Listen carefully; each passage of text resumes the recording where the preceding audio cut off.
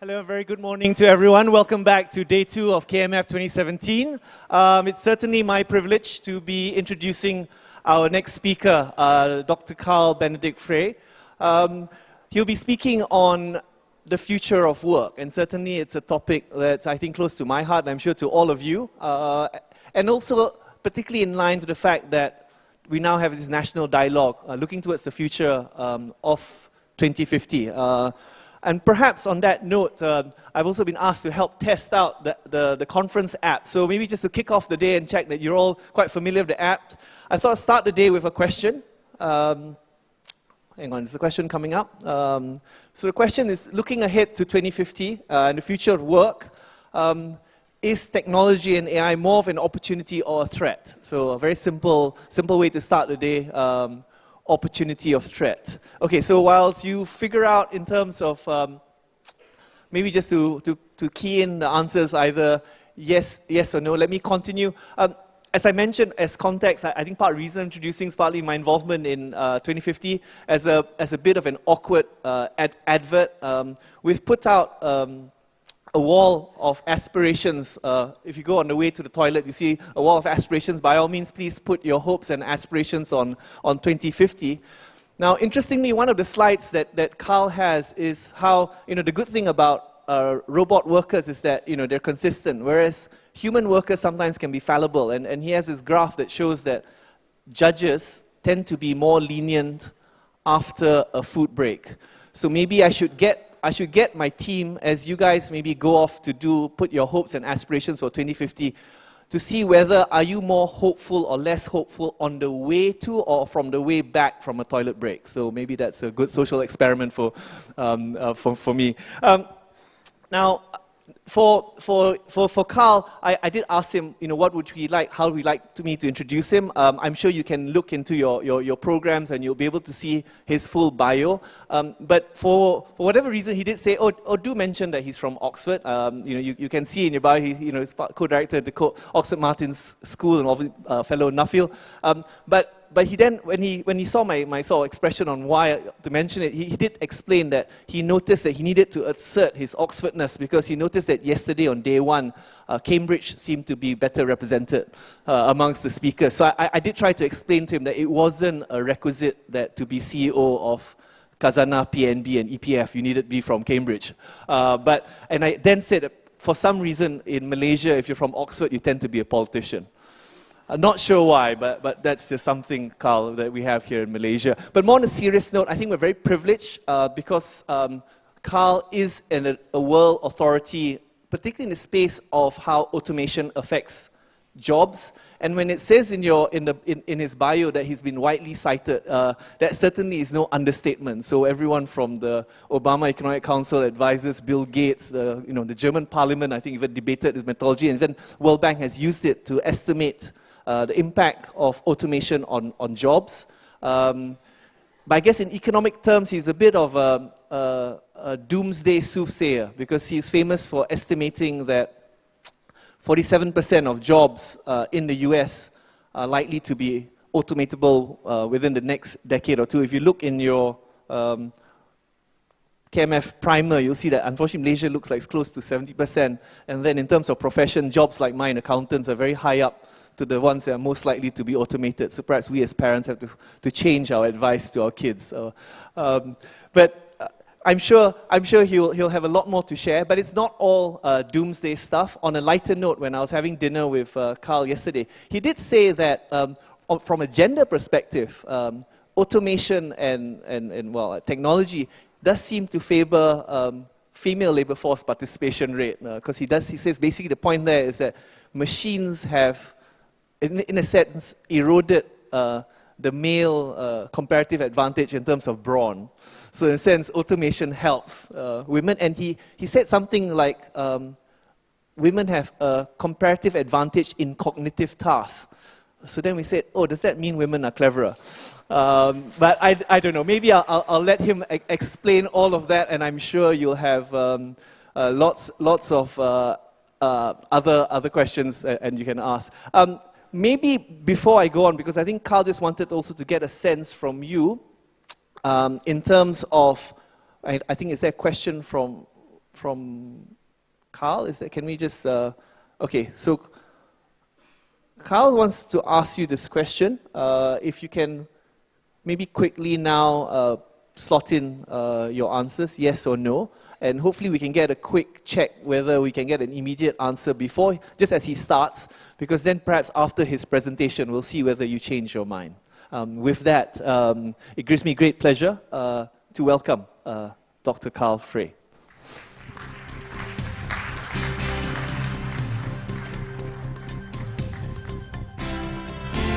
Well, thank you, first of all, so much for your kind introduction, Johan.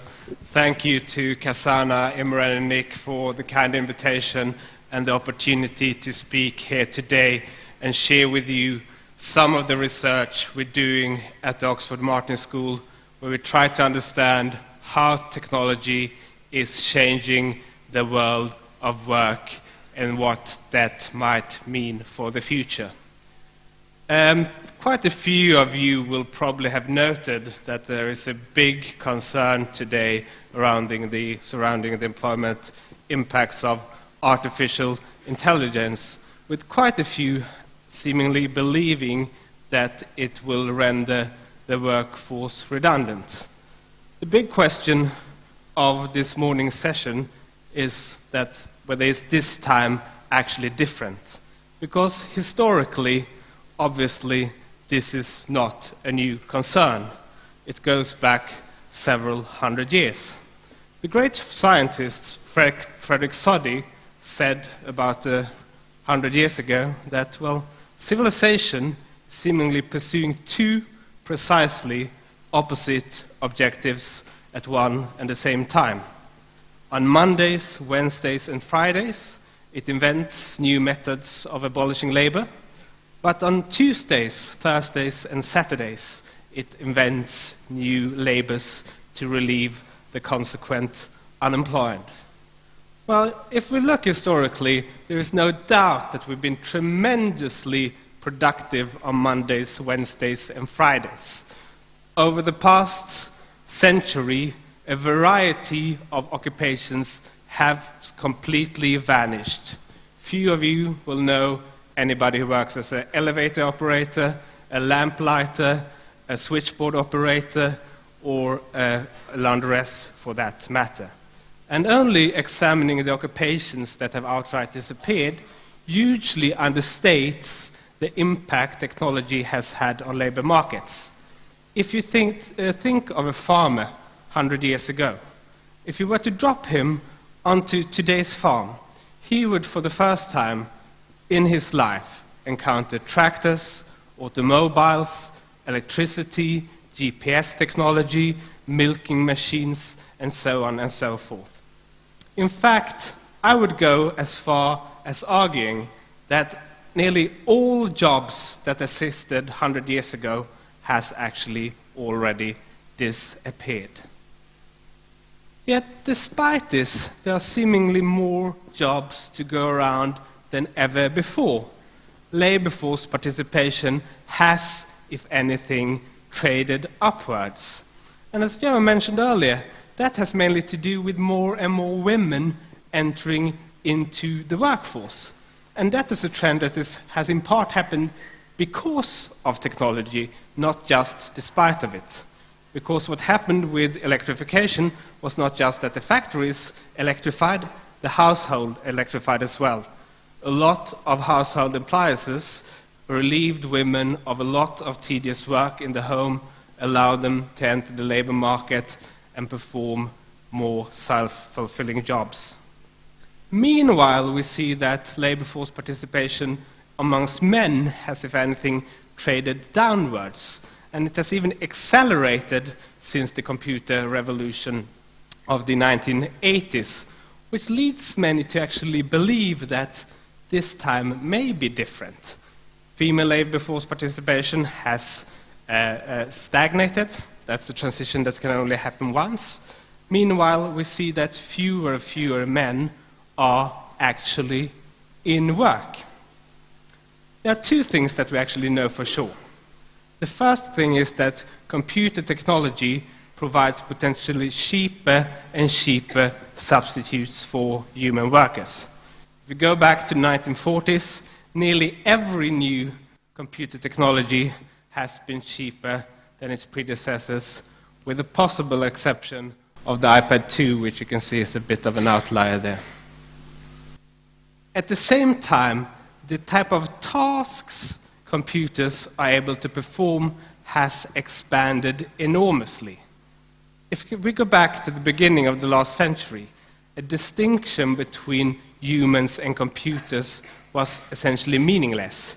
Humans were computers. A computer was an occupation performing basic mathematical calculations. That work was taken over by electronic computers around 50 years ago.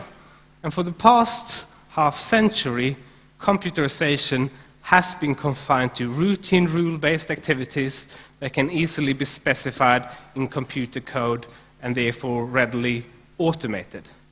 But what we're seeing now is an entirely new age of computer-driven technologies, because for the first time in history, computers can train themselves. Computers can use data to learn to become better doctors than we are. They can learn to perform better translation work we do. They outperform us in document review. They're even gradually becoming better drivers than we are. They're outperforming us at a wide range of tasks that were completely unthinkable only a decade ago. Many of you will obviously think, well, I used Google Translate, doesn't work that well, and where are these driverless cars? Well, it is true that Google Translate is far from perfect and that autonomous vehicles are still under development, but I think it may be also helpful to consider that human workers are far from perfect either.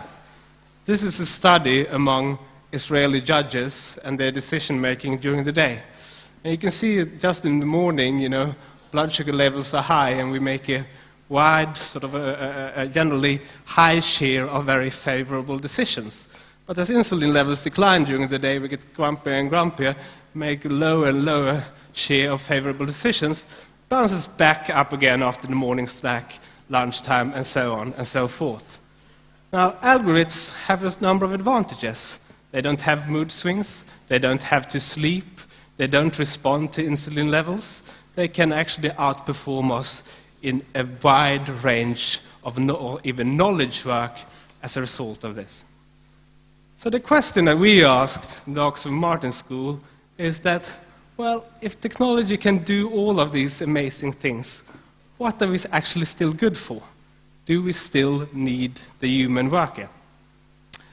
To say something meaningful to that, we actually started by posting the questions the other way around and asking, well, even though computers can do all of these amazing things, what are the bottlenecks that still persist to automation? Where do human workers still hold a comparative advantage?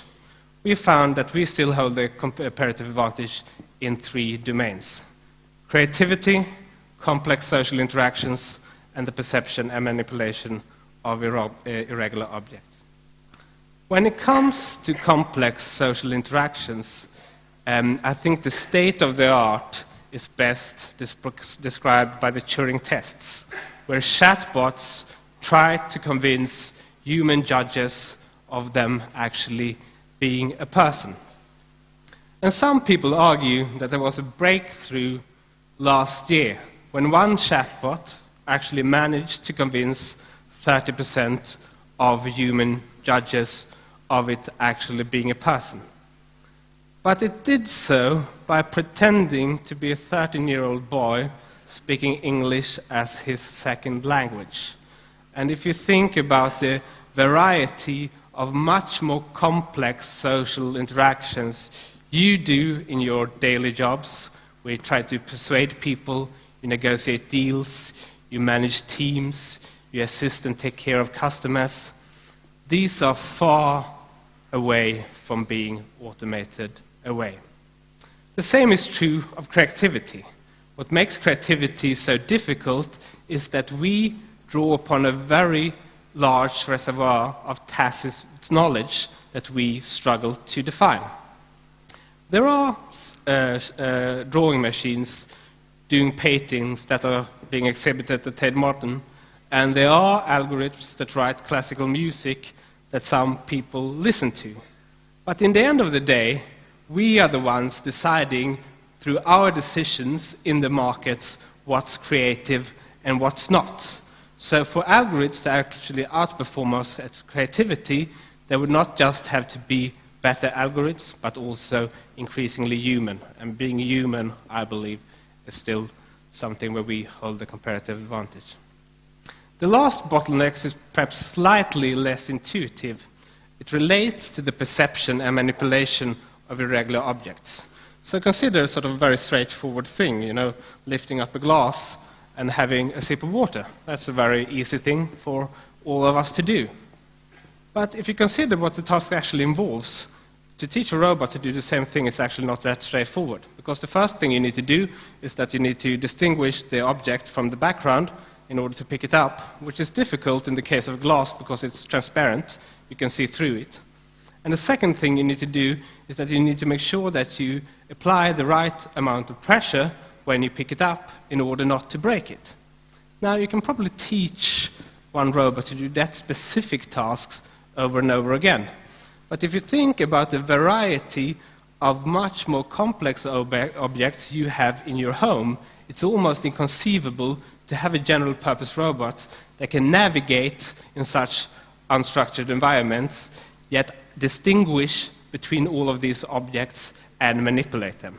So the automated cleaner, we suspect, is one of the last things that are likely to be automated away.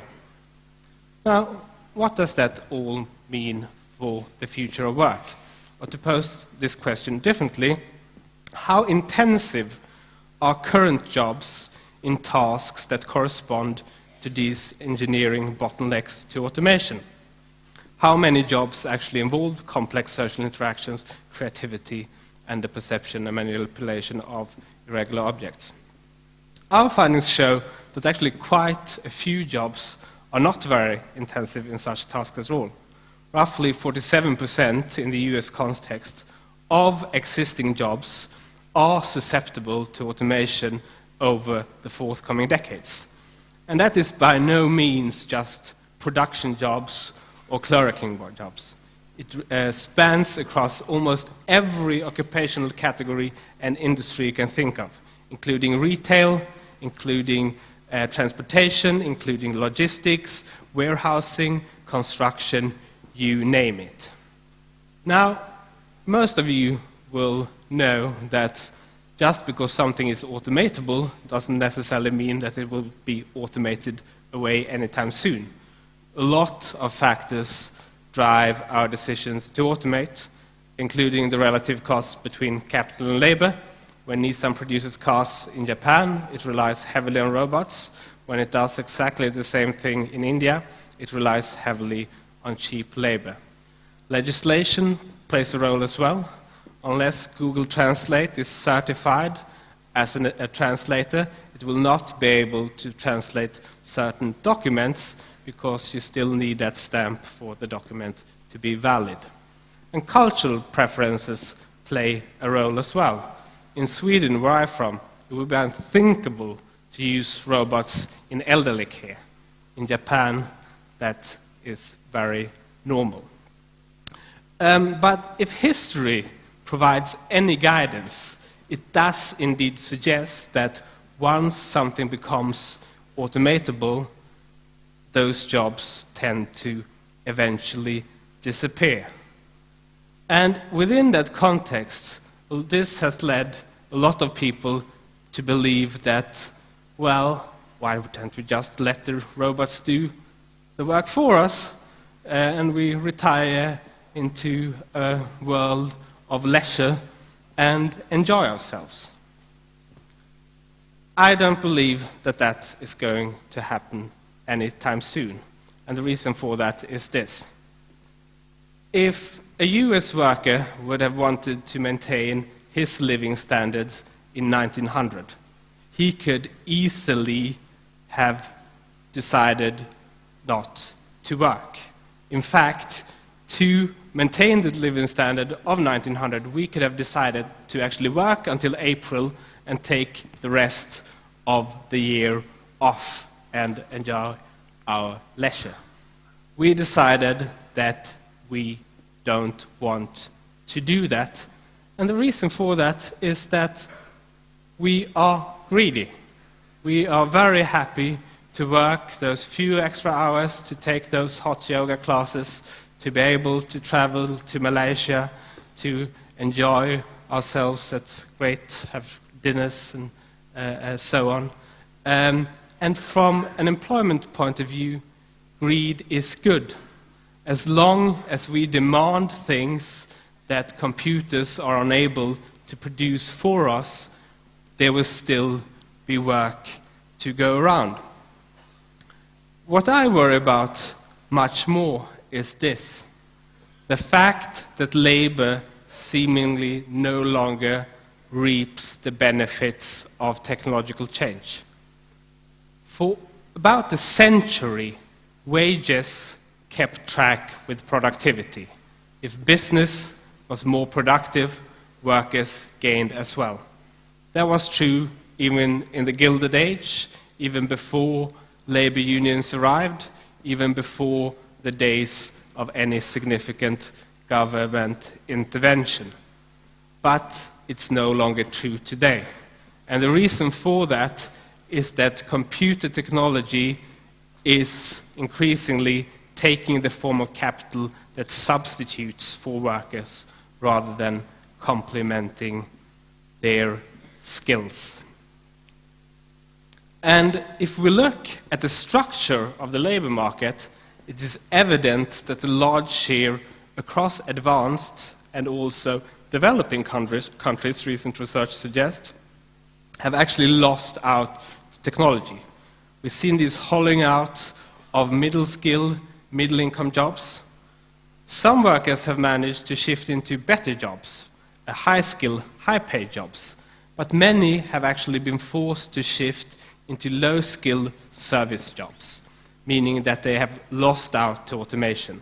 The quality of the jobs they have today is worse than the ones they used to have. And recent research even shows that the adoption of robots has led to a decline in employment, an increase in unemployment, and a reduction in workers' wages.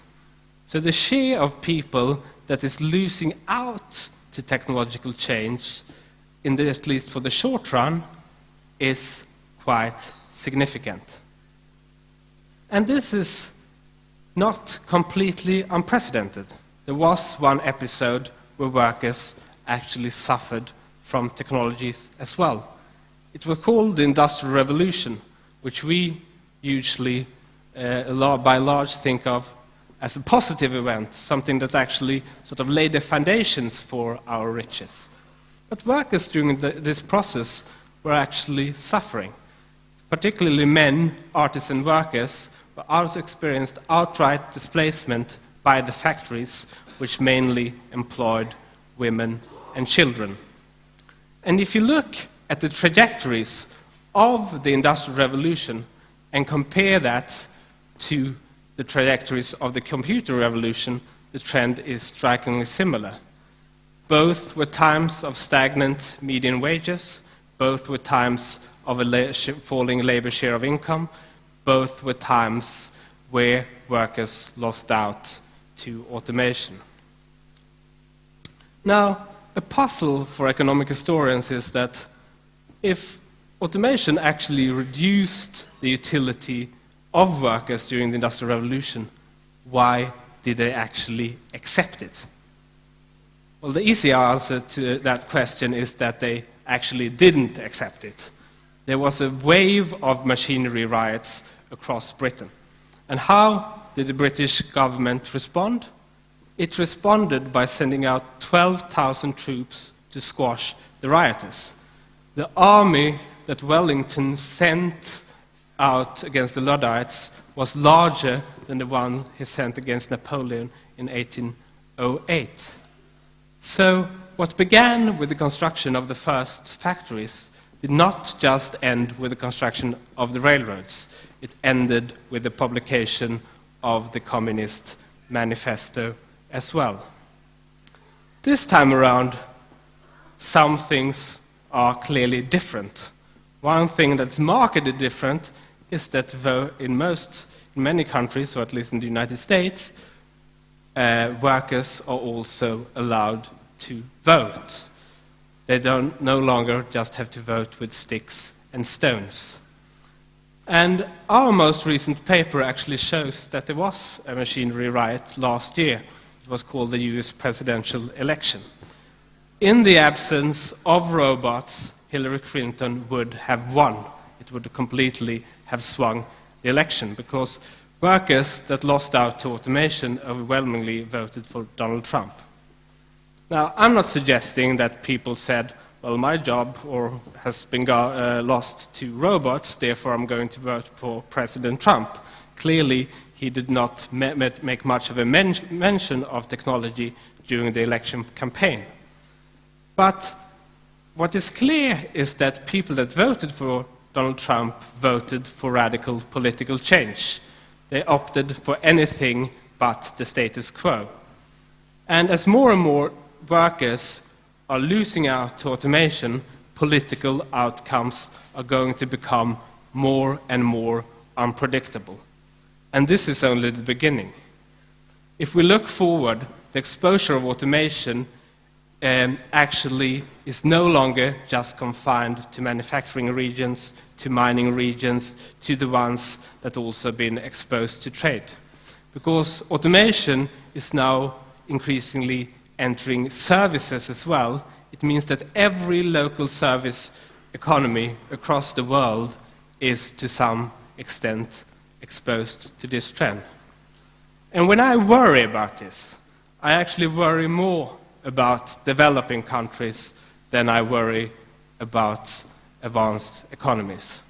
And one of the reasons for that is this: the fact that manufacturing in countries like China, India, and Brazil is no longer yielding nearly as many jobs as it did in the West a couple of decades ago. And the reason for that is technology. If you think about technological change over the past century, you had the telephone, the computer, and the container ship, allowing companies to restructure their supply chains and take advantage of cheap labor in low-income countries. Today, the opposite is happening.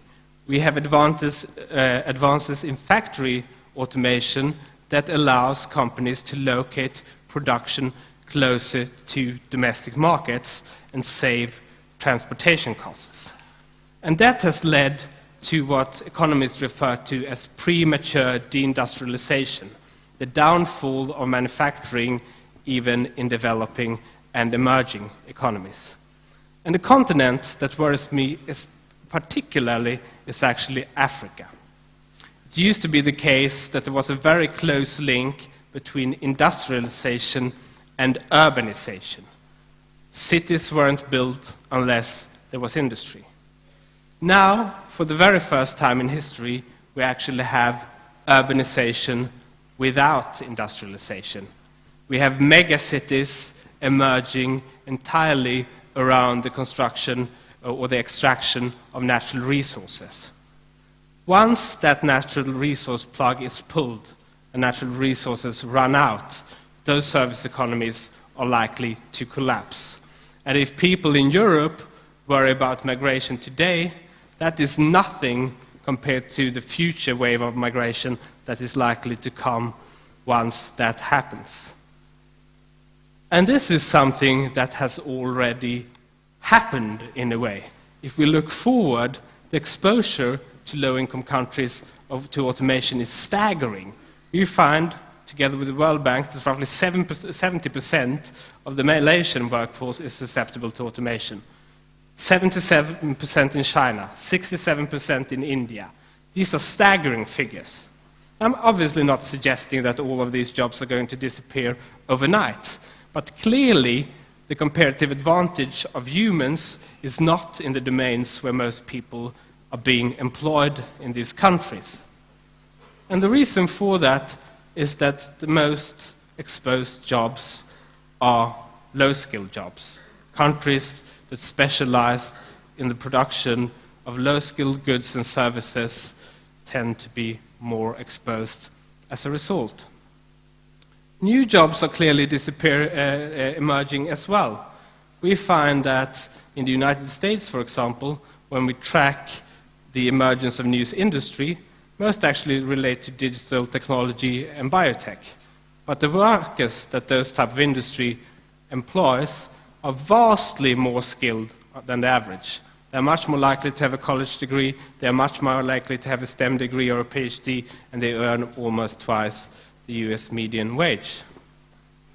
And what those jobs also have in common is that they tend to cluster in cities that already has a great abundance of skilled workers. Despite this promise of the digital economy of making the concept of geography redundant, allowing people to work from their homes or the beach, wherever, it has actually done the complete opposite. New work is overwhelmingly clustering in places with an abundance of already skilled workers, of an abundance of already knowledge-intensive businesses, simply because new businesses benefit from knowledge spillovers from other places.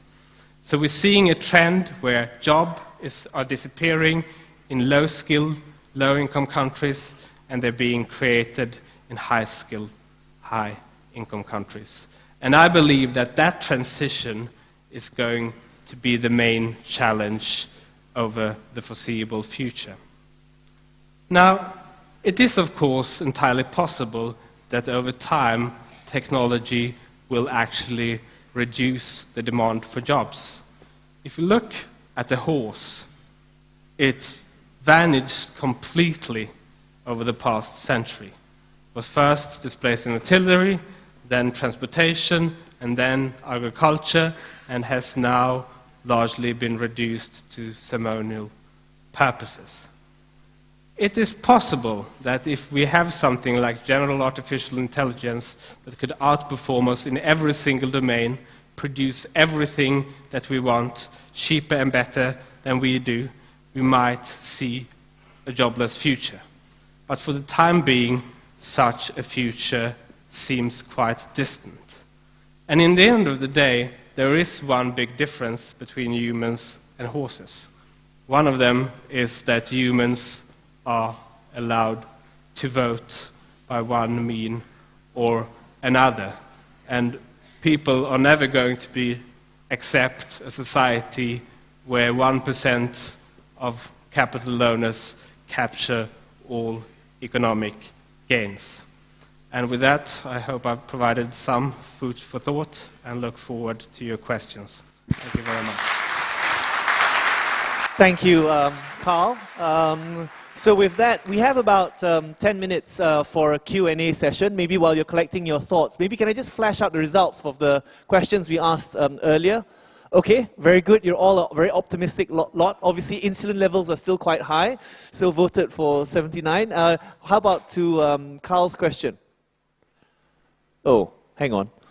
Maybe not so optimistic then. Okay, interesting. Okay, so we have great collection of questions. Am I supposed to follow the number sequence? Okay, first gentleman Javier. Yes. Good morning, and first of all, Carl, many thanks. Many thanks for the presentation. I thought it very interesting. I have a very simple question. You come from a country, Sweden, that has been very imaginative in the social factory. So the way to handle your own society. So the question is, what are your views on taxing robots, algorithms, etc. Because if they do the work, maybe we should find another way to rebalance wages, taxes, and so on. Great question. So obviously there is, people that actually believe that taxing robots is the way to go. Bill Gates is seemingly one of them. I don't think that taxing our means of production is the best way forward, because in the end of the day, wage increases still depend on having productivity increases. There's nothing that guarantees that productivity increases will result also in higher wages, but in the end of the day, it's a prerequisite for it. So I think that if you look at current trends, you have a falling labor share of income, you have stagnant wages, something must be done. And I firmly believe that we need to shift taxation more towards capital, otherwise governments are going to find a huge hole in their public finances at some point. But I more believe in taxing unproductive assets, such as housing, land, wealth, rather than robots that actually serve to increase productivity and make us wealthier as a society. Okay, there's another question over there. Okay. Morning, I'm Salika from PwC. I'm the head of human capital. I'm quite happy to have computers drive my car while I use creativity to add meaning in my work. So thank you for the encouragement. My question to you is, as in a human capital community, how do we prepare our workforce in the immediate next few years to be ready for the future of work? What can we do? And whose responsibility is it mainly? Is it the individual, the employers, or government? Great question. So first of all, I think it's a question of shared responsibility. It's every person's interest to have skills that are valuable at the labor market, because that's how you make a living. It's in very business interest to have the best workforce, because that is going to be your key competitive advantage. And it's in every society's interest to have as skilled workforce as possible, because that, to some extent, still helps combat wage inequalities within society. Now, how we best achieve that, I think, is very much debatable, but I believe you have to sort of look at the combination of things. The first thing is that sort of access to basic schooling is quite unequal across locations. The way you go to school actually usually determines your future prospects in the labor market. And one wonderful thing about digital technology is that you can actually now give people, at the very least, the opportunity to access the best lectures across the world, regardless of your location. So I think governments have a responsibility to make sure that the best education is available on national online platforms for all children in society. Secondly, it seems to me that if we believe that complex social interactions and creativity are the most difficult things to automate, we should at least try to teach them. One reason I believe that we are sitting on this panel is that we had the benefits of being in Oxford and Cambridge. And why I believe also that the reason that those places have existed for 800 years, and I would predict will exist for another 800 years, is the tutorial system. The fact that we teach people to solve problems and interact in creative ways in smaller groups. And I think that using online technology, you can better teach knowledge, but by reducing the size of classrooms, you're better able to teach on-campus social and creative skills through these type of interactions. And thirdly, industry has an interest in making sure that it can constantly upskill its workforce as well. Because if you constantly have to rehire new people, your labor turnover is going to be very ineffective. So I think that industry needs to work together with professional bodies to develop modular programs to education that workers can take on the side of their current careers and update their skills. And those modules should not run over a specified period of time. So I think one huge disadvantage to business is that for the time being, education, the time of education is fixed, but learning is variable. You have, for example, a one-year program, and what you learned in the end of that 1 year sort of varies hugely between the people that take the course. But what we should do instead is make sure that learning is fixed and time is variable. So people can take, a course within the week if they are quick learners, and if they may need more time, they should be able to take that time as well. And I believe that in the end, that combination of approaches is the best way to go. I think certainly with automation threatening to, replace many jobs, I think the challenge of reskilling mid-career workers is certainly going to be a major challenge for the country. And at this point, I think it's really important for shared responsibility, the individuals themselves, employers and government as well. That's next question. Can we make the questions quite succinct? We're down to our last 5 minutes. Yeah, thank you very much. I remember Mr. Carl mentioning about mood swings, right, this morning, about the robot not having the disadvantage of mood swings. I'm having a little mood swing this morning, the good news and the bad news.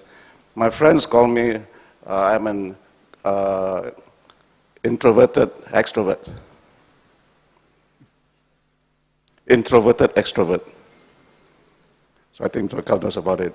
So when I look at the figures from the results of the survey, the online survey, and then this morning's survey as well, first impression is the good news and the bad news. So I said, wow, everything is sunshine, everything is sunshine, and be happy, William Farrell, whatever. Or 69%, yes, it will be good for us and everything. But the thing is, I got a suspicious feeling that could also be the result of denial by our Malaysian colleagues. Denial at the potential apocalypse that is coming around the corner, as mentioned yesterday. So this spikes in all, every question is positive, 69%, so even, so far no 100%. So the one reason for the denial is probably we are just a happy people, on the happiness scale, we are okay because sunshine state, covered by waters, we can go here and there, whatever. And we have the most number of holidays in the world. So we could be a happy people. So if I can ask you for the question? The question is, how valid and reliable are those results? Because it could be a result of ignorance, because we only read the good news, and nobody has to until now. The mega Khazanah has organized this forum. So I think it could be that we are not aware that the tsunami is coming. Thank you. I've been signaled that I can take only 2 more questions. So can I just take can you please, there's one here and one here. We'll take the questions and then we'll leave Carl to wrap up all 3. And again, please make your questions succinct. My question is succinct. This thing, the mobile phone, is going to destroy that social and perceptive advantage that human beings have over robots, especially in the younger generation. You don't seem to have taken that into account at all. Do you think it actually will reduce our comparative advantage? Okay, and maybe the last question. My question is, you've talked about, most people have talked about technology and disruption, but I note that your definition of productivity is a rather archaic one, going back 100 years. Shouldn't we be talking about productivity from a very different definition of productivity, more suited to the 20th century? I'll keep it short, I can't elaborate, but I think you know what I mean. Why are we still using a very archaic definition of productivity? Okay, so I can summarize 3 questions. 1, are we in denial? 2, will mobile phones destroy our competitive advantage? And do we need a new definition of productivity? Over to you, Carl. Well, I think productivity measures what it measures, right? It doesn't measure happiness. It hasn't done in the past. It doesn't do it now either. And it's always usually understated progress, right? So it doesn't take account of the fact that back in the day when we had horses on the roads, the streets were full of manure, right? That's a sort of wonderful thing that happened with the displacement of the horse, as usually understated by the productivity statistics. So I think this sort of idea that productivity has declined because of mismeasurement, which I think your question alludes to, is actually wrong. Because every single indicator you find actually points towards a productivity dip, whether it's a job relocation, new business creation, or actually the productivity statistics. So I think that in some ways, yes, I mean, productivity only measures what it measures, and one should sort of acknowledge that, but it seems that productivity actually has declined. I think when it comes to the mobile phone, yes, I mean, I do actually worry a bit about, you know, seeing people sitting at a dinner and not communicating and everybody staring at their phones. But in the end of the day, I'm sort of also hopeful that we as a society will teach our children to interact, that we as parents will teach our children to interact. And I think in the end of the day, we are also a social species.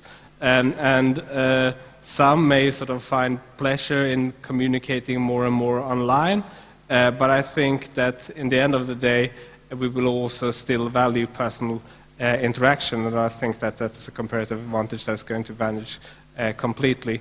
And on the third question, I think the questions reflect what people believe at a given point in time. That is also always true of service, but at the same time, it gives you an indication of where people think society is going, and because people make decisions and vote on the basis of where they think society is going, it's actually an important indication. Well, thank you so much. If I can sum up, I think in the advent of technology, it's probably more important to be even more human. And so parents need to teach the kids to be more social. Education system needs to teach those skills which are, shall we say, where we have a comparative advantage, and I guess jobs need to move towards where we have that particular comparative advantage. But thank you so much. It's a great session, and can you join me in acknowledging Dr. Carl Frey? Thank you.